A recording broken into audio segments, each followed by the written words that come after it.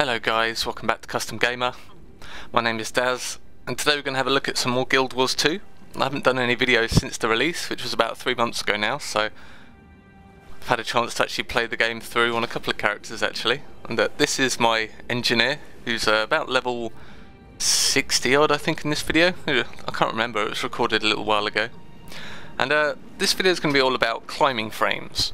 Now I talk about this concept a lot in my level design videos and map playthroughs, and it's the idea of having a structure look inviting and fun to explore when you see it, and I think this fits the bill quite nicely. This is a crate structure. The crate are a kind of an aquatic scavenger race in Guild Wars 2.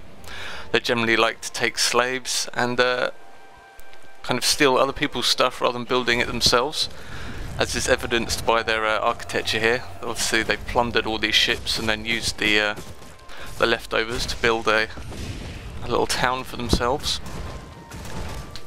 And you can see this for absolutely miles around. It's always kind of on the horizon, and this is generally kind of a common theme in Guild Wars 2, where wherever you are in the map you'll always see, like, you know, a couple of really cool things on the horizon. And the way the game is designed, all these things are designed for you to go there and explore them. They're not just kind of, you know, cardboard backdrops like in a lot of games, which is nice. And we've met up with some other guys here as well. So we've got a Guardian here who's going to help us get to the top.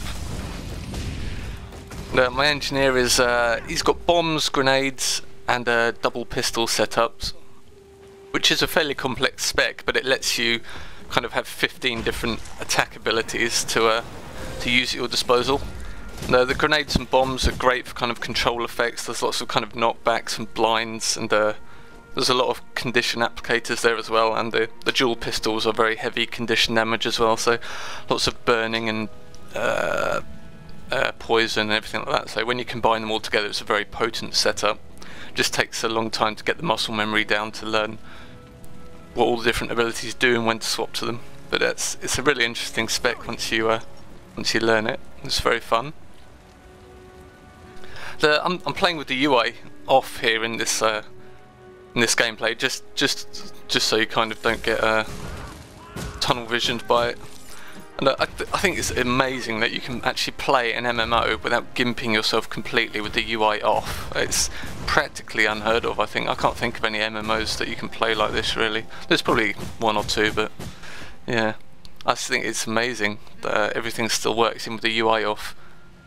You'd think you'd miss out on important information. The only really information you really miss out on is kind of what conditions are on your target and what their health is. I mean, a lot of the player status effects are given to you by the fact that your player actually, you know, does audible emotes when he's low on health or gets a special condition on him or anything like that. So it's actually very, very easy to play, and it's really nice as well. It's interesting that when you play the UI off, the world suddenly becomes so much more immersive because you're not constantly looking at numbers and text and bars and everything, which Guild Wars 2 doesn't have a lot of anyway, but I really enjoy playing like this. If there was a way to have like a minimal UI mode that just showed you like perhaps your health and the enemy's health or something, maybe that'd be great. So back to the whole climbing frame thing. One of the things I really like that Arena have done with this game is, as I mentioned before, everything that you can see in the horizon is explorable and discoverable, and usually has, you know, things to find in there, either skill points or there's vistas. If you haven't played Guild Wars 2, vistas are just kind of special points that you can reach in the environment, which give you kind of a cinematic view of the world, and you need them to complete the zone. To get 100% completion in the zone, should I say, you need to collect a bunch of vistas, which are generally require a little bit of thought into how you get to them. For instance, there's a vista at the very top of this crate structure here, which I'll show you once I get there. But you have to kind of work out how to get to the top first, which is cool. And I just love the fact that they reward exploration with just about every single facet of the game. If there's a cave, there's always something in there to find, whether it's a chest or a skill point, a vista, or some little bit of story or something, a dynamic event. And this isn't just like one thing per zone which is like this. There's multiple things in every single zone which you can find and explore. Just the other day I did the Deirdre's Steps jumping puzzle, which is in a different zone. I might go back there and do a video for it because it was just so amazing. And all it was I killed this monster in a dynamic event, and he spawned a portal, and he takes you to this jumping puzzle where you have to collect 4 elements, you know, the classic earth, wind, water, fire. And once you've got all 4, you take them back to this central area, and you know, a huge reward chest opens up. And this isn't like part of the progression of the zone, it's not required for anything, it's just if you find that enemy that spawns a portal, you go through it and it's there for you. I mean, I've been through that zone 2 or 3 times with other characters and I've never seen that.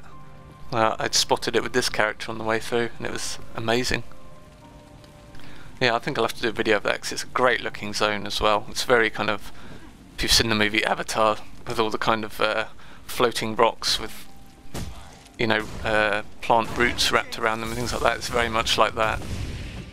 It's got very vertigo inducing moments as well, so, which was interesting. I was playing it with this warrior guy. We just kind of both went through the portal at the same time. We decided to help each other out, get through it, and yeah, it was very cool. So here's the vista. And I know I've said this before in other videos as well, but Guild Wars 2 is such a good looking game. The art style is absolutely fantastic.